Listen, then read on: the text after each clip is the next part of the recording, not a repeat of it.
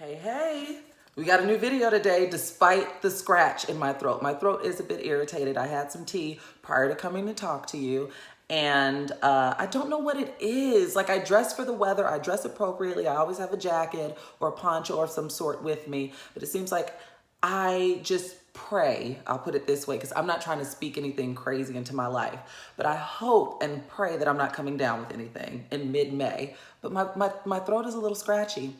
And I know that it's not just LA, it's the entire nation and arguably the world. We're dealing with global warming and the effects of the weather being 104 degrees one day, and then the next day it might be snowing in your hometown, depending on where you are. It seems like the Midwest gets hit a lot with like the wacky tacky weather.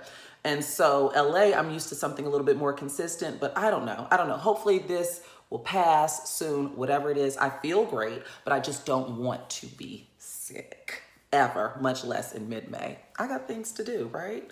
Happy Mother's Day to all the moms out there. I was questioning earlier if I was like a trash daughter because my mom likely will not be receiving her gift until Monday, which is the day after Mother's Day. But I don't think she'll trip, right? Because it's still like within a decent time frame. Like, my mom and I, we send each other things throughout the year. So we don't really trip over like designated holidays, and I don't think she'll be feeling any type of way because it'll arrive the day after, right? Like, it's not like the week after. It's not like I forgot. And plus, I've already let her know. So happy Mother's Day to all the moms out there.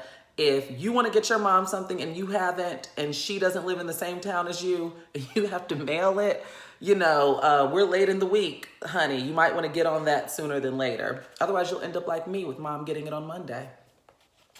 I have to shout out the Strategy PR group. They invited me to a screening for one of the best movies of the year, in my opinion. I know we're only 5 months in, but this movie, titled The Last Black Man in San Francisco, was so beautifully done. Such a riveting story. The acting is on point. The script is on point. The cinematography, the directing, the actors and actresses, everything is just true to form.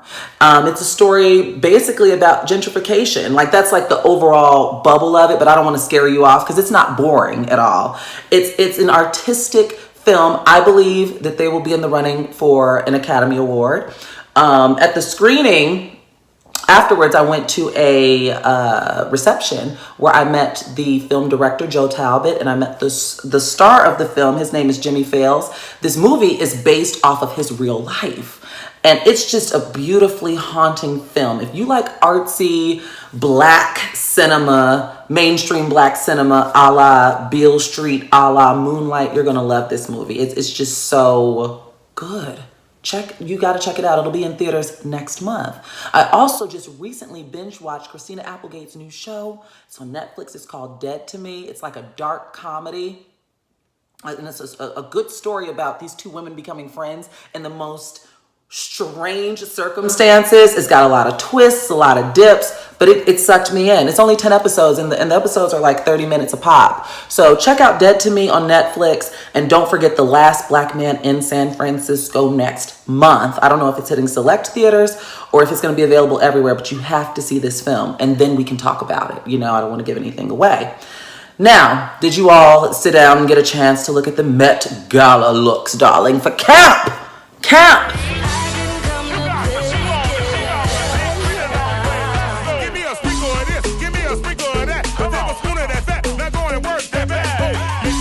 Now, I'm not going to spend a lot of time talking about this. What I will tell you is some of my favorites were Lupita. I loved that Afro-futuristic, you know, the pics, and it looked a little Hunger Games-ish. It was very campy. I liked Lupita. I liked Janelle Monáe with her blinking boob. Tracy Ellis Ross with the frame. There's a good story behind that, the frame. She explains it on her Instagram. Tracy Ellis Ross was good. Ezra Miller with all of the different eyes on him. Bomb. Loved that. Felt that was very on par for theme for camp. And of course, I loved the cast of Pose, most of them, and the reigning grande dame of the red carpet, the Billy the Porter, showed up and showed out. And I got a little pushback on Twitter because when I saw Billy's pictures, I saw a little bit of nippy. If you squint, don't look at me like that because I see how you're looking at me. if you squint at Billy Porter's pictures, I don't know if it's the eyes, the expression, or the lip, but I got a little bit of the late, great Whitney Houston. Very a la Bodyguard, a la Queen of the Night, like that era Whitney. It was good. Billy did great.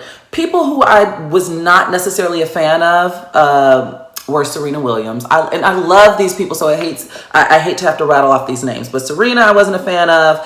Ashley Graham, J-Lo, predictable. Like, that was boring, J-Lo. And Frank Ocean, what was that? What was that, Frank? Kim Kardashian, at first, when I first saw it, I was like, oh, great. Kim's wet and in bodycon, groundbreaking, right? It looked like Kim's classic formula. But as the days and the hours have went on by, and you zoom in and you see the waist and the detailing that went into Kim's Met Gala outfit this year, she did it. She did it. She gave off the affectation of being wet. The makeup was on point. The detailing of the dress was on point. So those were my top picks. Now, I did love Lena Waithe. Love that blazer. Love that blazer. But later on that night, as I was still combing through looks, I saw that Invented was misspelled. Lena Waithe wore a blazer, and the detailing, the pinstripes were like different song titles. And on the back, it said Drag Queens Invented, Black Drag Queens Invented Camp. Because, you know, that was the theme. Camp was the theme. However, Invented was misspelled. And Lena tried to tweet and say, you know, we have period, but we have context for period, right? The City Girls breathe new life into period.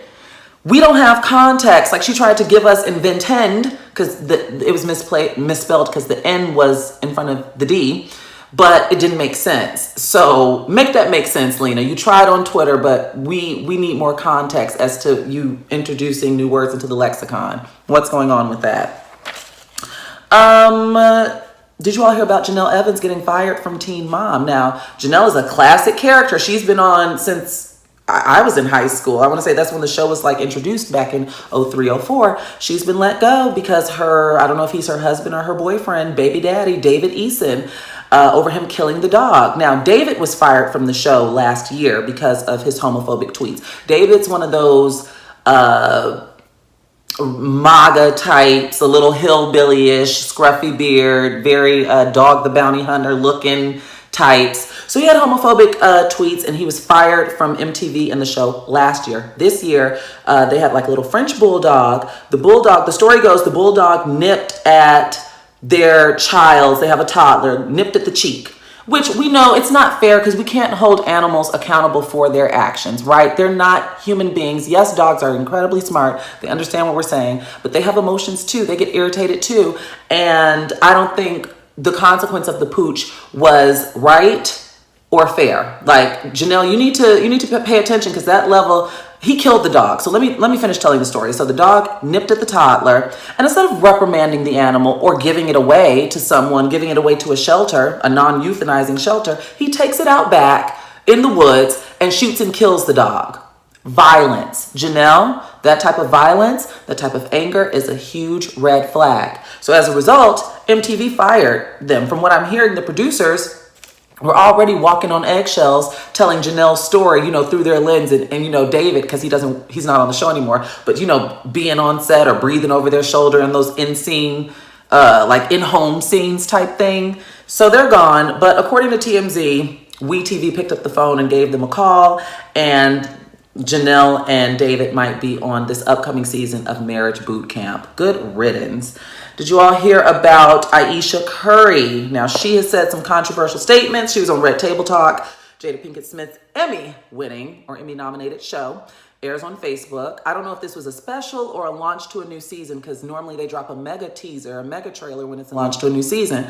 But Ayesha was basically, I saw a lot of projections with this, because all she was saying, what I gathered from what she was saying, and I can't show the clip, so you got to go watch it. What I gathered from what Ayesha was saying was that she just wants to be desired. Like, no one wants to be with someone who other people don't want. You know, that's an old adage, right? And then on top of that, I've never been married, but I imagine that when I am married, if that day shall come, ain't nothing wrong with a little harmless flirting. Like, I'm with this person for the rest of my life. Ain't nothing wrong if the doorman, you know, has a little harmless flirting with me or something like that. And so she was basically saying that she lives in a world where women, groupies, are constantly throwing themselves at her husband, and she gets overlooked. Now, people are saying, what I did see some talking points is that this is what happens when you never had a hoe phase. You know, Ayesha and Steph have been together since they were 15, and now they're in their mid to late 20s, and they have 3 children. And I'm also certain that this probably has to do with her being a mom. Like, Ayesha's still learning things about herself, like we all are. She has to relearn her body. She's a mom, and I'm sure everybody wants to feel wanted. Like I said, she wants to feel sexy. You gotta, like I said, watch the clip or watch the episode and see in the context in which all of these feathers were ruffled, because social media is divided on this, especially because Ayesha does toe the line. She has had some very respectability politics. She subscribes to them. So a lot of people were like, child cheese, deal with it. Deal with being undesired, you know? But that is the way that I interpreted it. Like, she just wants to be acknowledged for being pretty. She feels invisible within her own marriage. I don't know if that's a projection, but that's what I got from what she was saying. Like, Steph appreciates her, but it's like no one else does. And not saying that she wants other people to, not saying that she wants other men's attention. It would just be nice, right? She not going nowhere. But I got what she was saying. I feel like I might have just butchered the Ayesha Curry segment, but go check it out. Leave a comment. Let me know what you think, because everybody wants to be desired. Come on now. Last but not least, congratulations to Harry and Meagan, the Duke and Duchess of Sussex. They delivered a healthy, bouncing baby boy. Meagan just had the baby. His name is Archie Harrison Mountbatten Windsor. So congratulations to them. I don't know what those names mean. I'm going to post a link in the description box because page 6 broke down the name. But I like Archie Windsor. It sounds royal and it sounds appropriate and it sounds fitting. I can't wait to see what the baby looks like. I cannot wait to see who the baby looks like and what the baby looks like. But you know, you got to give babies a little time to cook because they all look alike when they first pop out or whatever. But I think that's all I want to talk to you about this week. Y'all know Kevin won't child support from Wendy. I'm not talking about that. Oh, congratulations. Also, Tyra Banks came out of retirement. She's on the cover of Sports Illustrated. And also congratulations to Amaya Scott on her cover of Rolling Out. You all know the routine. Rate, subscribe, share with a friend. Until next week. And next week's video might be a little late because of scheduling, or early. We'll talk. Until next week, I'll talk to you all later. Have a good day. In the meantime, between time, take care. Bye, guys.